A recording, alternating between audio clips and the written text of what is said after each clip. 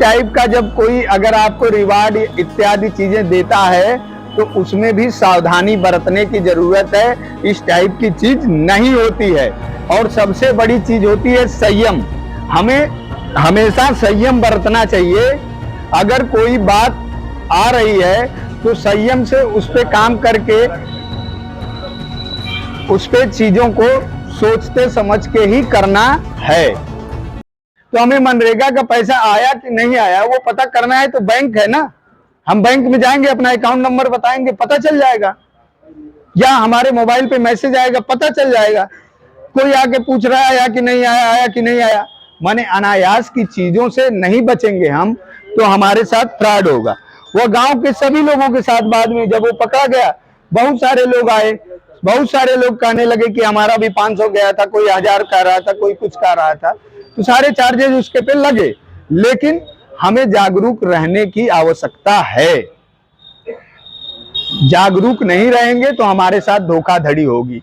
Social media को लेके अब जैसे यहाँ पे उस टाइप के लोग कम हैं इसलिए हम बात कम करेंगे सोशल मीडिया पे, लेकिन जो कुछ युवा हैं कृपया हमारी तरफ जो है ध्यान दें। आप लोग समझिए सोशल मीडिया एक ऐसा हथियार है जिसपे यदि जागरूकता का अभाव है तो जाने और अनजाने दोनों में आप साइबर क्राइम के शिकार हो सकते हैं या साइबर क्रिमिनल खुद बन सकते हैं। अब शिकार कैसे होंगे? शिकार ऐसे होते हैं सोशल मीडिया पे लोग कि सोशल मीडिया पे कोई भी व्यक्ति आप उसको फॉलो किए या आपको फॉलो किया, आपसे 2-4 दिन चैटिंग हुई, बातचीत हुआ, वीडियो कॉल हुआ या नहीं हुआ, आप उसको विश्वास करने लगे कि ये विदेश का व्यक्ति है। वह फिर आपसे कहा कि मैं बहुत रिच हूं, मैं आपसे बहुत पसंद करने लगा हूं, आपको तमाम चीजें हैं, मैं चाहता हूं कि मैं अपने देश से, मैं कनाडा में रहता हूं, अपने देश से आपको कुछ गिफ्ट भेजूं। आप इतना विश्वास कर लेते हो कि यस करते हो। उसके बाद 2 दिन बाद फोन आता है कि भाई कस्टम वालों ने रोक रखा है आपको, जो है हमारे सामान को, ये बोल रहे हैं कि आप कैसे जो है कनाडा से यहाँ, इस टाइप के केस है ना। अच्छा, तो कनाडा से यहाँ कैसे आ गए, इस तरह से बहकाव के पैसा वैसा ले लेते हैं।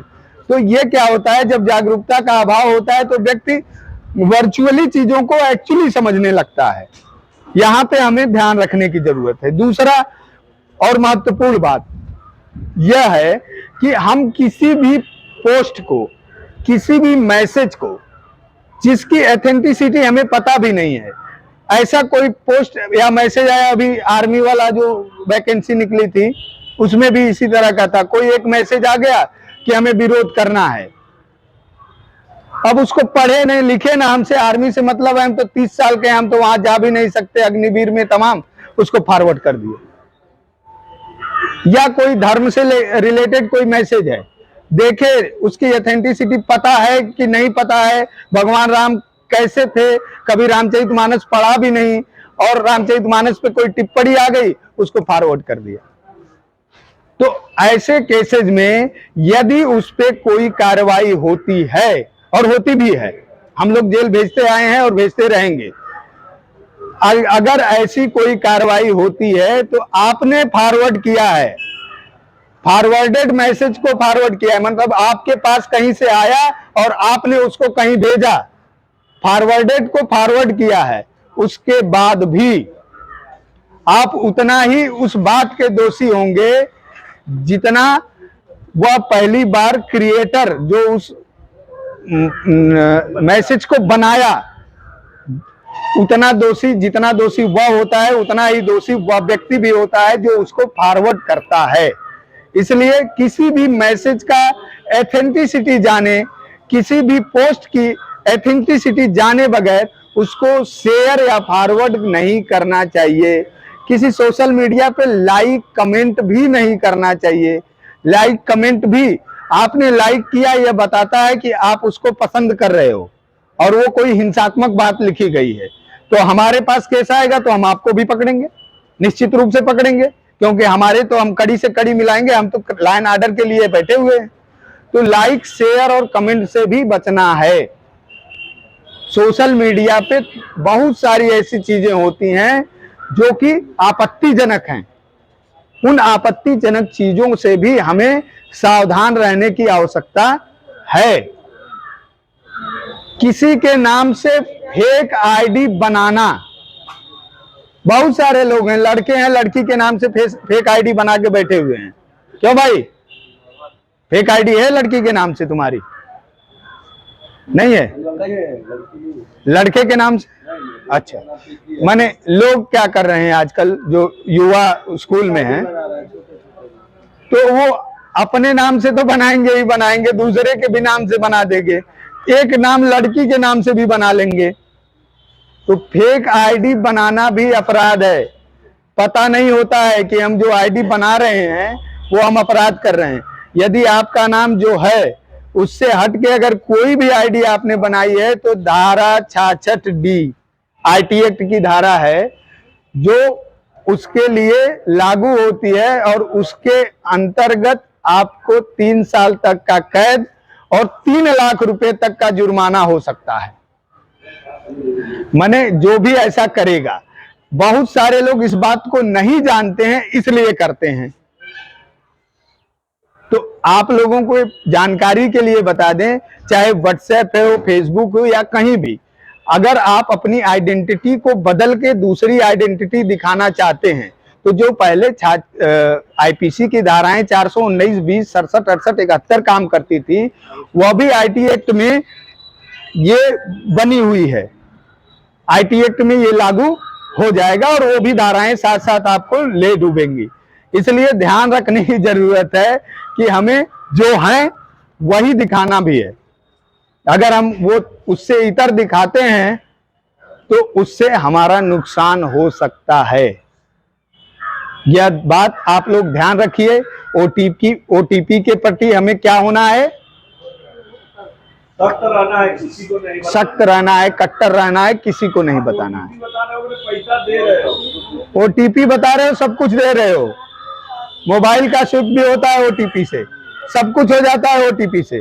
ओटीपी देना माने सब कुछ देना। हमें क्या करना है? ओटीपी के प्रति सख्त रहना है, किसी को नहीं देना है। अगर ऐसा कुछ हो गया, आपके साथ तो नहीं होगा, हम ये विश्वास करते हैं, लेकिन आपके किसी जानने वालों के साथ ऐसा कुछ हो गया तो उसके लिए भारत सरकार के गृह मंत्रालय ने 2 सुविधा दे रखी है। हेल्पलाइन नंबर दिया है 1930। क्या दिया है? नोट कर लीजिए, कहीं नोट कर 1930। याद करिए, लोगों को बताइए, सहयोग करिए, जागरूक करिए। आप लोगों को साइबर वॉलंटियर के रूप में यहां बैठाया गया है। आप लोग और अन्य लोगों को हमारी तरह जाके चीजों को बताइए। जन कल्याण में 1930 बताइए कि जिसके साथ भी साइबर क्राइम हो गया वह 1930 पे तत्काल कॉल करे, उसकी सहायता होती है।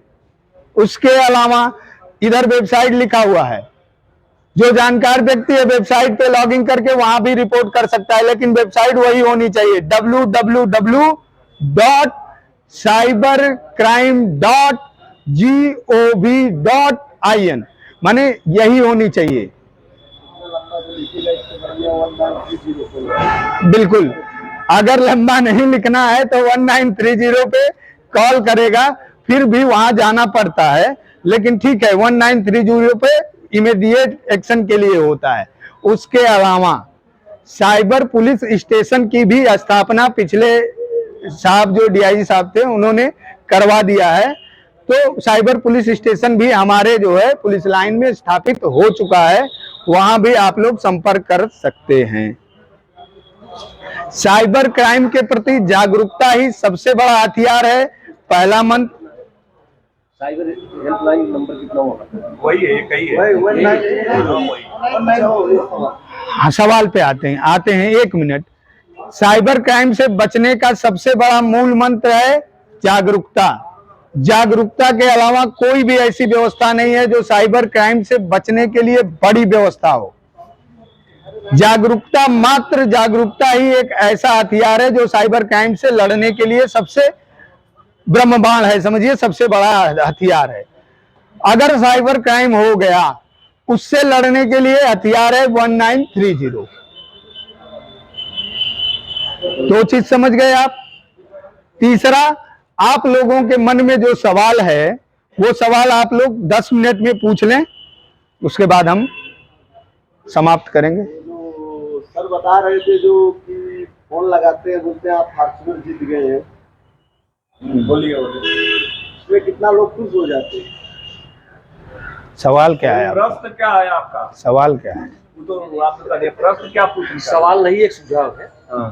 जो इतने छोटे पैमाने पे इसको जो किया जा रहा है, जैसे हमारी योजनाएं हैं, तमाम चीजें हैं, थाने के माध्यम से, विकास कार्य के माध्यम से, सार्वजनिक स्थानों पर और आपके साइबर साइट से, जैसे जितने लोग हैं वो शिक्षित नहीं है, यहाँ 2 लोग आए, लगभग 75% जानते हैं जो आप बता रहे हैं, लेकिन जब उस पर प्रसारित किया जाएगा तो तमाम लोग, चाहे पंचायत भवन हो, चाहे तहसील हो, या ऐसे सार्वजनिक स्थानों पे इसका प्रचार, थाने से हट करके पब्लिक प्लेस को बताया जाए, पब्लिक प्लेस पे अगर बताया जाए तो इसका फायदा जो है पब्लिक प्लेस। बिल्कुल सर, बैठे ना। आपका सवाल है कि इस तरह के कार्यक्रम पब्लिक प्लेस पे होने चाहिए। हम आपकी जानकारी के लिए और सब लोगों की जानकारी के लिए बता दें कि प्रत्येक माह के प्रथम बुधवार को साइबर जागरूकता चलाया जाता है पूरे उत्तर प्रदेश में। पुलिस महानिदेशक उत्तर प्रदेश पुलिस महोदय द्वारा पिछले साल जनवरी से ही इस कार्यक्रम को लागू किया गया है।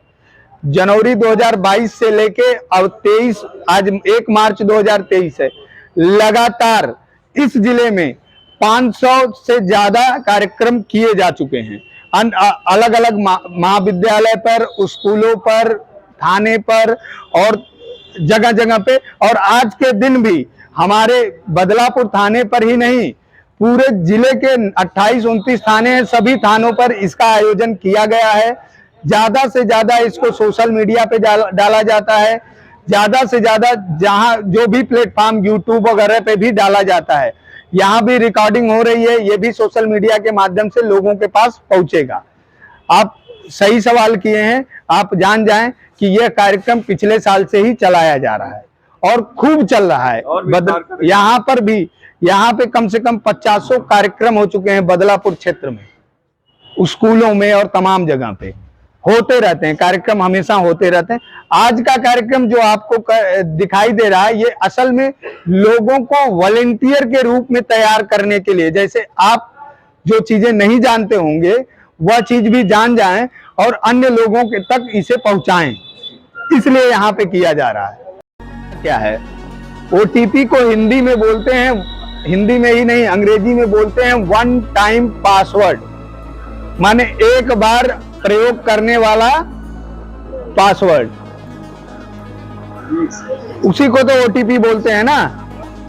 OTP का डिफिनीशन जो है वह इस तरह का है, जिसे आप सुनिए और समझिए, तब आपको समझ में आएगा कि वास्तव में OTP का असली महत्व है क्या, OTP चीज क्या होती है, इसको समझना बहुत जरूरी है। OTP वह चीज है जो व्यक्ति को वर्चुअली वेरीफाई करती है। जैसे आप बैंक में, पहले बैंकिंग, बुजुर्ग लोग बैठे हुए हैं, माताएं भी बैठी हुई हैं, बुजुर्ग, पहले बैंकिंग में क्या था, बैंक में हम लोग वर्चुअली जाते थे, एक्चुअली जाते थे, माने सीधे रूप से बैंक में जाते थे। बैंक में जाकर हम क्या करते थे, वहां एक फॉर्म भरते थे या अपना चेक बुक भरते थे। उस फॉर्म और चेक बुक को कैशियर को देते थे, कैशियर हमें देखता था कि हम वही हैं, माने हमारा नाम यदि OP है तो हम OP हैं, और वो फोटो से और हमारे सिग्नेचर से मिलान करता था, उसके बाद हमारे भरे हुए अमाउंट को देता था। यदि फोटो नहीं मिला या सिग्नेचर नहीं मिला, दोनों में से कोई एक चीज नहीं मिला, तो वह कहता था कि आप कृपया फिर से सिग्नेचर करो, या उसको पैसा देने से मना करता था। पहले बैंकिंग ये थी, माने एक्चुअली रूप से, माने सामने, आमने सामने सत्यापन करना कि आप वही व्यक्ति हो जिसे पैसा दिया जा रहा है, पहले का सिस्टम। अब OTP वही काम करता है, सीधे सीधे एक OTP आपको वेरीफाई कर देता है कि आप राम हो, कि आप श्याम हो, कि आप OP हो, कि संतोष हो। एक OTP कैसे करता है, हम अगर बैंक में खाता खुलवाते हैं तो बैंक वाला एक मोबाइल नंबर रजिस्टर्ड कराने के लिए मांगता है, जब बैंक में मोबाइल नंबर रजिस्टर्ड हुआ उस समय से बैंक यह मान लेता है कि यह मोबाइल नंबर जो है वह वर्चुअली ओपी का है, माने यह ओपी हैं। अब हम ऑनलाइन कोई क्रियाकलाप बैंक से करते हैं तो वह वेरीफाई करने के लिए सिग्नेचर और फेस को मैच तो कर नहीं पाएगा, क्योंकि हम ऑनलाइन कहीं से भी कर सकते हैं, बैंक तो जाने की जरूरत है नहीं। तो उस कंडीशन में ओटीपी का प्रचलन आया। ओटीपी का प्रचलन आया कि ओटीपी हम भेज रहे हैं जो वह ओटीपी उनके पास जा रहा है और वह ओटीपी अगर उसमें डालें मान लेगा कि हाँ ओपी ही ये ट्रांजैक्शन कर रहे हैं। ओटीपी क्या है? ओटीपी इतनी बड़ी चीज है कि वह मात्र 4 या 6 डिजिट में आपके पूरे रिकॉर्ड या आपको पूरा ये बताने के लिए सक्षम हो जाता है कि आप ही फला व्यक्ति हो। तो ओटीपी को बहुत ही कट्टरता से, मैं कट्टर शब्द इसलिए कह रहा हूं कि कट्टरता से ओटीपी को नहीं देना है। उसके अगल बगल कोई शब्द मुझे मिल नहीं रहा है ओटीपी के प्रति। मैंने ओटीपी देने का मतलब कि हम अपने आप को दे रहे हैं, हम अपने आप को बता दे रहे हैं कि हम ही फला हैं। तो ओटीपी से केवल बैंक के पैसे ही नहीं जाते, ओटीपी से फेसबुक का अकाउंट भी बनता है, ओटीपी से व्हाट्सएप अकाउंट भी बनता है, ओटीपी से बैंक के खाते भी खुलते हैं, ओटीपी से अन्य जगह पर वेबसाइट भी बनती है। ओटीपी मात्र एक ऐसा साधन है जो वर्चुअली व्यक्ति को पहचानता और प्रमाणित करता है। इसलिए ओटीपी के प्रति कट्टर बनने की जरूरत है। माने ओटीपी कभी भी किसी के साथ शेयर नहीं करना है तो नहीं करना है। आप कम पढ़े लिखे हो, बहुत ज्यादा एजुकेटेड हो, ओटीपी शेयर करने के बाद अपनी आप पूरी क्षमता दूसरे को दे दिए। बहुत सारे पढ़े लिखे लोग फंसते हैं। क्यों फंसते हैं? क्योंकि जब वो अपने आप को ही दे दिए तो खत्म। जब अपनी शक्ति आप दूसरे को दे दिए तो आपकी शक्ति तो खत्म है। इसलिए जो कम पढ़ा लिखा है उसके लिए भी, जो बहुत ज्यादा पढ़ा लिखा है उसको भी, और जो अनपढ़ है उसको भी, तीनों कंडीशन में हमें ओटीपी किसी के साथ कभी भी नहीं शेयर करनी है। ये बात गांठ बांध लेनी है। तीसरी और सबसे महत्वपूर्ण बात यह है कि हमें एक बात का हमेशा ख्याल रखना है कि यदि हम किसी भी फोन कॉल पे किसी के दिए हुए लिंक आदि को या किसी के कहने पे कोई चीज अगर हम इंस्टॉल कर रहे हैं तो उसके बारे में हमें नहीं पता है तो हमारे साथ धोखाधड़ी हो सकती है।